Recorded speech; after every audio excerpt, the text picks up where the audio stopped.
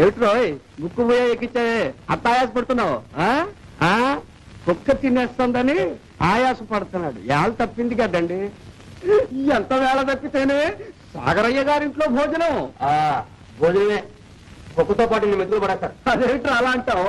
సాగరయ్య గారింట్లో జరిగే సదుపాయాలు తిండి పడక ఎవరింట్లో ఉన్నాయి కూర్చోడా. ఇంతకీ ఆ పెళ్లి చెడిపోవడం నీ రొట్టె విరిగి నేతిలో పడిందన్నమాటే. అంటే అనగా అంటే లాగి కంటే దూది పరుపు మీద పడ్డావు అదృష్టవంతుడు అంటారు. అదాని కన్నారా నువ్వులో తిందుగాని అదేమిట్రా వాడెవడో దాని తన్నుకుపోతే నా మీద పడి అడుస్తానంటావు? తన్నుకుపోతాడు చూడేం చేస్తాను.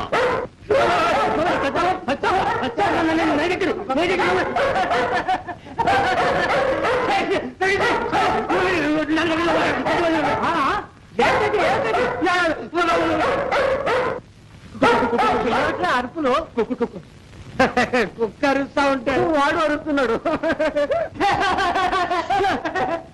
తిరిగి వేద్దావా?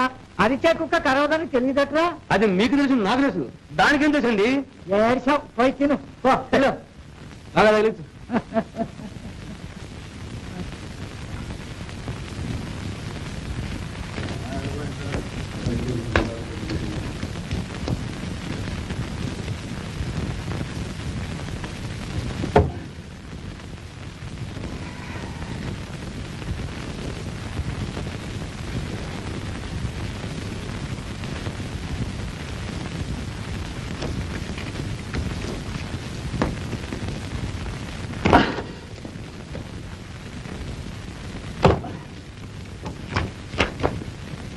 మీరు తెస్తాను నాన్న.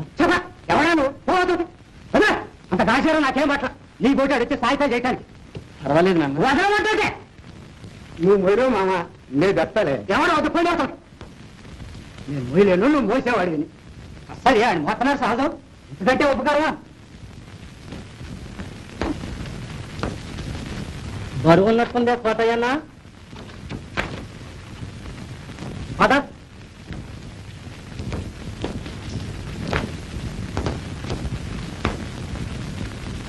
తెలిసిందేగా, కాబట్టిన కుందేటికి 3 కాళ్ళు అంటాడు.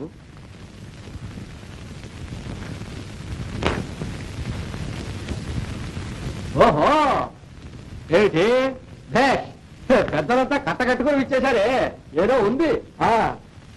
ఏమిటి విశేషం? ఏమీ లేదు. ఈ ఏడు ఆ తుమ్మలబీడు సాగు చేద్దాం అనుకుంటున్నాం. ఆ సంగతి మీతో చెప్పి ముందుగానే రాయించుకుపోదామని. దానికి వీళ్ళంతా ఎందుకు? మేము 6 కలిసే సాగు చేసుకుంటాం. అంటే ఉమ్మడిగా చేసుకుంటాం. అది కొత్త పద్ధతి. రోజులు మారే. ఉమ్మడిగా వ్యవసాయం చేయడమైనా లేకపోతే ఉమ్మడి పెళ్లిళ్ళు కూడా ఏమైనా ఉన్నాయా? ఊరు తినగలని. కాకపోతే మరి అయిపోయి వీళ్ళు 3 కలిసి సాగరయ్య గారు కౌలు చేస్తారు.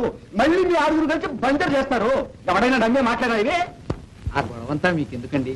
మా తిప్పలు మేము పడతాం. ఆ బంజరు మా 6 పేర నమోదు చేద్దరు. అదంతా సాగరయ్య గారి కింద ఉందేగా.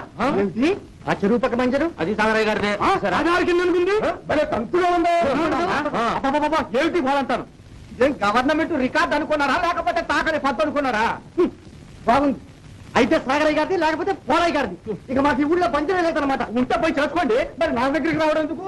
ఎలాగైతేనే అన్నగారి కరణీకులు లంకించుకుని ఊళ్ళో ఉన్న బంజరంతా ఏరుకుందాం అనుకున్నారే. ఏరుకోకపోతే ఎవరికైనా దాయాదత్తం చేసుకుంటారు. మీకెందుకు? అంటే ఇప్పుడు ఆ పనిగా చేస్తున్నారు సాగరయ్య గారికి. చూడన్నా, మీరంతా ఎవరి మనుషులో కాస్త గుర్తుంచుకొని మాట్లాడండి. అయితే అలగొట్టి మొలేస్తారా? ఏదో యోసోపు కూలి గుండా కొడుకు నీకు కూడా నోరు వచ్చిందే. కాదు, నీ నోరు కొవ్వు. ఏం చేస్తారో చూద్దాం. ఏడు ఆ బంజరే సాగు చేద్దాం. పదండి, చేయండి చేయండి. సాగరయ్య గారు 144 సెక్షన్ తెచ్చి మీరు పక్కన కొట్టారు. అది చూద్దాంలే. మా నాన్న అనుకున్నారు కావాలి మెత్తగా ఉంటాయి మొత్తడానికి. పదండి. కాదు, ఇంకెవడి పెళ్ళాము అనుకున్నాను. ఎత్తుకెళ్ళి పెళ్లి చేసుకోవడానికి.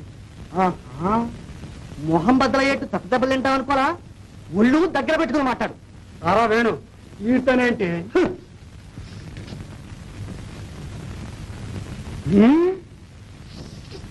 అంతవరకు వచ్చింది. సరే, ఒరే కంతులు కొడుకు,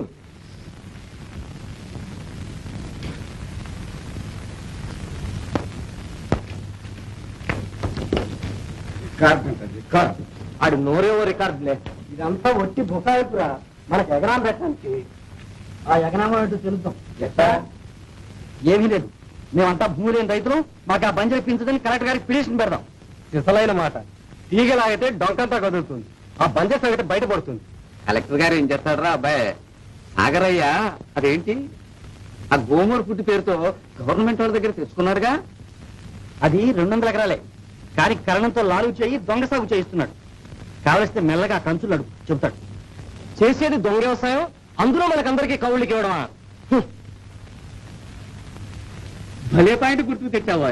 అసలు ఈ గ్రోమోర్ ఫుడ్ స్కీమ్ కింద భూములు తెచ్చుకున్న వాళ్ళు కవులకి ఇవ్వకూడదు. రత్తానిగా అన్ని తెలిస్తే ఆయన తర్వాతే 2 సార్లు భూగోళం తిరిగి వచ్చాను. రాయి వేణు, ఇప్పుడే రాయి, అది కూడా రాయి, ఇయ్యాలే ఫూట్లో పంపిద్దాం. పోస్టులు ఎందుకు? కలెక్టర్ గారు మన కుమ్మరపాలెంలోనే క్యాంపు చేస్తున్నారు, కుదురు వెళ్ళి దాకా చేయరాదు. అట్లా పుచ్చుకుంటారంటావా దొరలు? తెల్లవారుల కాలం కాలే బోసే తాత, రోజులు మారాయి. అవును, ప్రజలు కోరినప్పుడు అన్యాయం జరుగుతున్నప్పుడు ప్రజల మాట వినాలి, అది రూల్స్. రైట్, న్యాయానికి భయం ఎందుకు? కానివ్వండి, ఈ దెబ్బతో సాగరయ్య రైఫిల్ షాట్ పడ్డట్టు గిర్రాన్ని తిరిగి పడాలి. మాట అంటే మాట, షూట్ అంటే షూటే, గురువాజ్ఞ. రాయండి. ఇంకొక మాట, పిటిషన్ పెట్టగానే అయిపోదు. సాగరయ్య ఇంకా ఎన్నో కుట్రలు పనొచ్చు, అదేమి సాగనివ్వకూడదు. పట్టుబట్టి కలెక్టర్ గారిని ఇక్కడికి తీసుకురావాలి. ఊరు గూడెం ఒకే మాట మీద నిలబడి ఇక్కడ జరిగే అన్యాయాలన్నీ తెలియచెప్పాలి.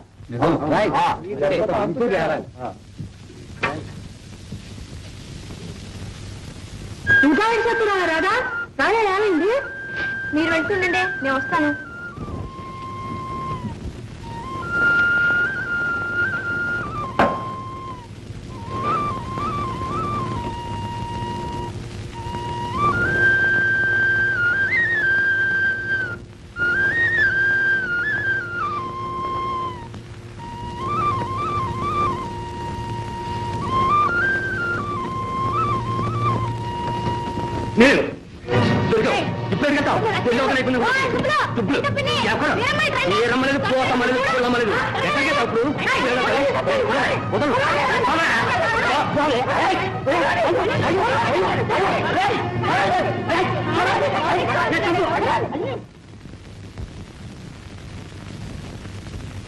ఏరా నీ ముఖం అట్టాగుంది? ఏముంది, యుద్ధం, రామరావణ యుద్ధం, పటాపట్. ఇదిగో రాజులు. అదేమిట్రా, ఏదో ఫారంలో పని చేసుకుంటాండి, తెరిచి కొట్టుకుంటుంది. అది వెళ్ళరా తిరుపతి, మాట్లాడు. బాబయ్య, సగల గారు, సగల గారు, కొంపలు అంటుకున్నాయండి, కొంపలు అంటుకున్నాయి. ఎవరు మనమే బాబు, మనమే. ఆరేదో పని వెళ్తుంటే ఊరికి అరుస్తాం ఎందుకయ్యా మీరు మీద కాకిలాగా? నీకు తెలియదు ఊరుకోరా ముద్ద. రేపు జిల్లా కలెక్టర్ మన పుట్టముచ్చడానికి. ఏమిటి కంగారు? ఇంకా అడుగుతారు ఏంటండి, మన ఊరు నుంచి పిటిషన్లు పోయాయి, పిటిషన్లు. రేపు వస్తున్నాడు కలికి, ఎంత వెవుడు చేసిన పని. ఏడ్చాడు.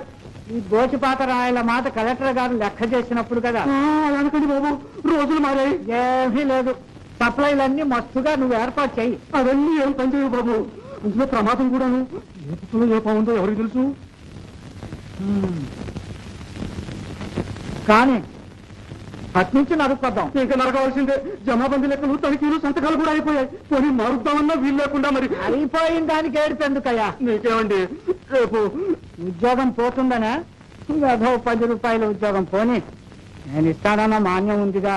ఉందనుకోండి, కానీ నాకు శిక్ష పడితే పడని. ఏనాడో పడవలసిన శిక్ష ఈనాడు పడింది అనుకో.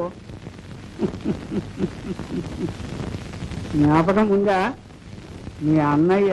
బాబు, అవన్నీ ఇప్పుడు ఎందుకు బాబు? ఆ మాటే నేను అంటున్నాను. మాట్లాడకుండా వెళ్ళి ఊళ్ళో ఉన్న పెద్ద రైతులు ఎవరు మనకు వ్యతిరేకం చెప్పకుండా చూడు.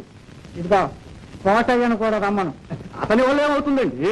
అదిలే, ఒకప్పుడు ఈ కోటయ్య కొడుకుతో కలిసి మనకు వ్యతిరేకంగా బంజరు కోసం ఎగపడ్డాడు అనగా, ఇప్పుడు కొడుకు వేణు మాటలు విని అటు చేరకుండా చూడాలి.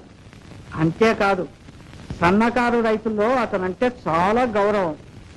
రేపు కలెక్టర్ దగ్గర మన పక్షాన పలికాడంటే వాడెక్కడికి పోతాడండి? రేపు కూతురు పెళ్లికి.